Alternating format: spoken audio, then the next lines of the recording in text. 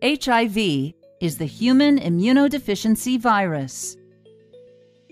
If you have HIV, you have an infection that damages your immune system over time and causes AIDS. AIDS stands for Acquired Immunodeficiency Syndrome. It is the final stage of an HIV infection when your immune system is damaged and too weak to fight off ordinary infections. When foreign invaders, such as bacteria and viruses, get into your body, they can cause infections. These events activate your body's defenses.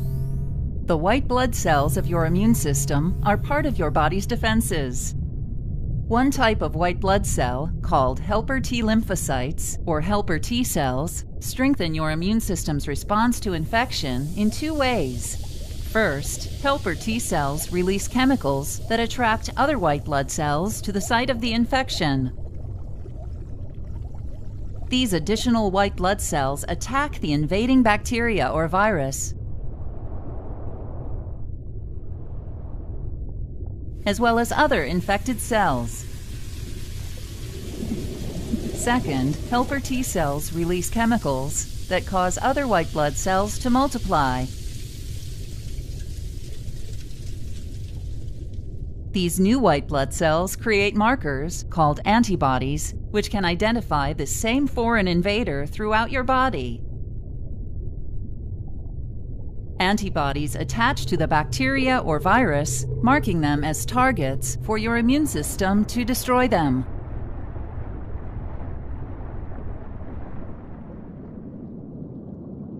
If you have HIV, it travels through your blood and other body fluids to infect and kill certain white blood cells. The virus enters helper T cells, which are the primary target.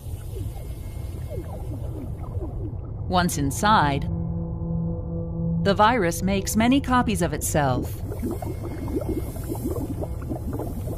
As these virus particles are made, they leave the damaged helper T cell to infect other cells. The T cell loses its ability to protect the body from the ongoing infection and dies.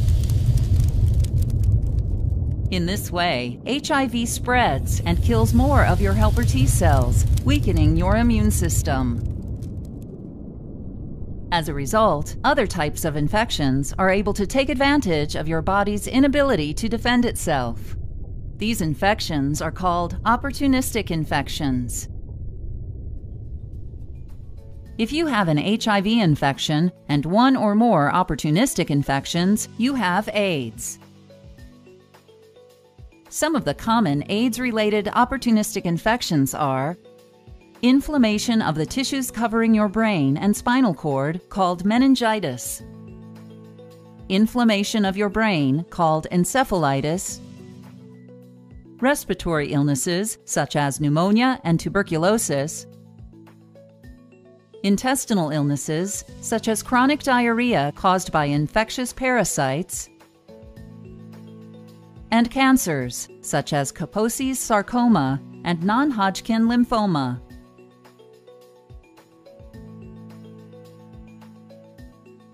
HIV passes from person to person through infected body fluids.